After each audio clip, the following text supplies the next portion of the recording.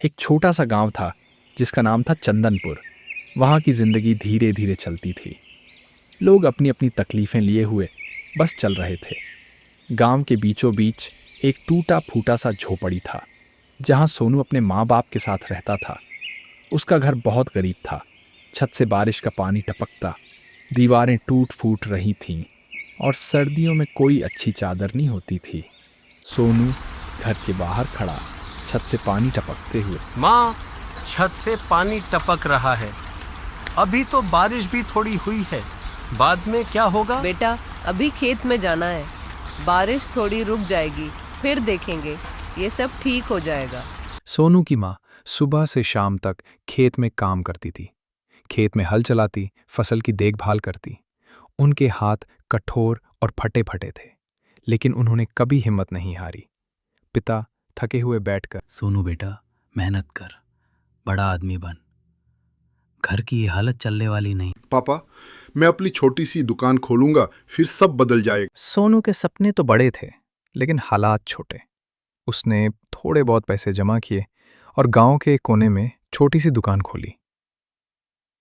सोनू अपनी छोटी सी ठेली लगाते, आइए, ताजे फल और हरी सब्जियां लीजिए, सीधा खेत से बिना मिलावट। अबे सोनू, तेरे जैसे गरीब की सब्जी कौन खरीदेगा? अमीर लोग तो मंडी से लाते हैं। जो समझदार होगा वही खरीदेगा। मेहनत से उगाया है और मैं हार नहीं मानूंगा। गांव की पूजा, सुंदर पढ़ी लिखी अमीर घर की बेटी। एक दिन रास्ते से चलती हुई सोनू के ठेले के पास आई। 1 किलो सेब देना, सुना है तेरे फल सबसे ताजा होते हैं। जी, अभी खेत से ही तोड़ कर लाया। गहरी होती गई वो दोस्ती। एक दिन पूजा ने हिम्मत करके घर में बात छेड़ी। पहले माँ बाप ने थोड़ी टालने की कोशिश की, अरे वो तो फल बेचने वाला है बेटा। पर पूजा ने पहली बार अपनी बात पर अड़ने की ठान ली। नानुकुर, ताने बाने, रिश्तेदारों की राय, सब कुछ पूजा ने सुना, सहा। मगर फिर धीरे धीरे माँ बाप ने भी सोनू की ईमानदारी को समझा और जब देखा कि उनकी बेटी की आंखों में जिद से ज्यादा सच्चा प्यार है, तो उन्होंने हाँ कर दी। शादी के बाद सोनू ने अपने काम में और जी जान लगा दी। फिर एक दिन सोनू ने नया पक्का मकान लिया। वही लोग जो मजाक उड़ाते थे अब आकर कहने लगे, हमें तो पता था ये लड़का कुछ करेगा। अब बारिश भी बरसेगी तो डर नहीं लगेगा। आपके आशीर्वाद से मैं आज यहाँ तक पहुँचा। धीरे धीरे उसकी मिठाई की मांग बढ़ी। फिर उसने अपनी दुकान को बढ़ाकर एक होटल खोला। होटल में गांव वाले भी वहीं मिलने लगे। मुझे पता था, मजाक तो कर रहा था, पर अंदर से यकीन था। अरे वाह, सोनू की रसगुल्ले तो शहर वाले होटल को भी टक्कर दे रहे। मैंने तो पहले ही कहा था, ये लड़का बहुत आगे जाएगा। मजाक में कहा था, लेकिन सिल से यकीन।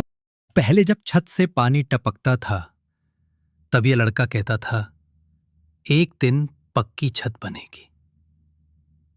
देखो, अब तो होटल की छत पर पंखा भी घूम रहा है। सोनू की माँ होटल में बैठी थी। अब हाथों की मेहंदी नहीं उतरी और बेटे की मेहनत रंग लाई। खेत की मिट्टी से उठकर मिठाई तक पहुंचा बेटा मेरा। अब जो भी आएगा कहेगा, देखो वो होटल सोनू का है। और सोचो, एक दिन हम छत के लिए तिरपाल ढूंढते थे। आपके बिना कुछ भी नहीं था माँ। पूजा अब होटल की मैनेजर बन चुकी थी। अब सिर्फ मिठाई नहीं, हम गांव में रोजगार भी देंगे। सोनू, हम यहाँ और लड़कियों को भी काम पर रखेंगे। बिल्कुल, अब ये होटल हमारा नहीं, पूरे गांव का। अब लोग अपने बच्चों को सोनू जैसा बनने की प्रेरणा देने लगे। सोनू का होटल पूरे जिले में मशहूर हो गया। एक दिन गांव वालों ने मजाक उड़ाया था, आज वही कहते हैं, हमें पता था ये लड़का कुछ करेगा। कभी किसी की मेहनत और सच्चे दिल को उसके हालातों से मत आंको, क्योंकि किस्मत वहीं पलटती है जहां लोग सबसे कम उम्मीद करते हैं।